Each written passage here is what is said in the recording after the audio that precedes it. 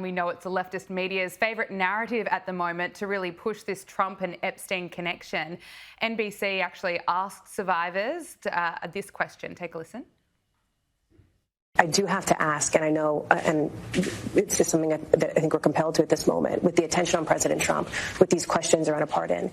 Did anybody see or hear of the president himself doing anything inappropriate as it related to Jeffrey Epstein?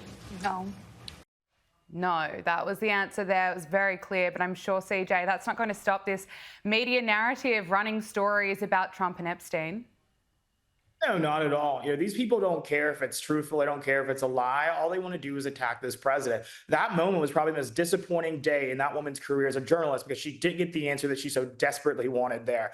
But she got the truth. That's what matters here. And so, of course, I pray for these victims. I hope that they get the justice they deserve. I think President Trump wants them to get the justice that they deserve. But again, there's no there, no matter how hard the tries to manufacture it. Okay, well, moving on. Minnesota Democrat Ilhan Omar has recently denied that she was a millionaire, saying those claims were ridiculous. Yet there are reports that her net worth is up to $30 million. Now, it's reported in the her latest financial disclosure that her and her husband, former political consultant Tim Minette, accumulated a net worth at the end of 2024 ranging from at least $6 million to $30 million.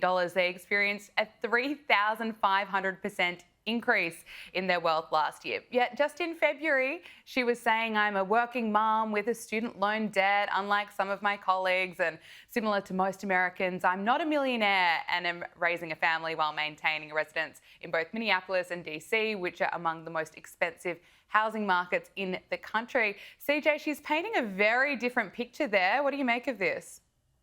And mind you as well, I think members of Congress here in the States make around $174,000 a year. To turn that to many, many millions, well, I don't even know if Warren Buffett could do that. And so I'm a little concerned about that. And I think that warrants a little bit of a looking into. Here's the deal. All of these people on the left, these progressives, they love to cosplay working class American when they're anything but that. They're limousine liberals, and she's no exception. And what I think what's unfortunate about this is that public service used to be about public service. The idea that you go into office not a millionaire and all of a sudden become 100 millionaire is absolutely insane. And the math isn't mathing, to say the least. Well, speaking about limousine liberals, let's talk about Mamdani. The New York Post has revealed that Hamas-backed Qatar has bankrolled film and stage projects by Zohran Mamdani's Israel-bashing movie director mom, and one of its royals is now pushing for his mayoral bid. I mean, what does this say about Mamdani?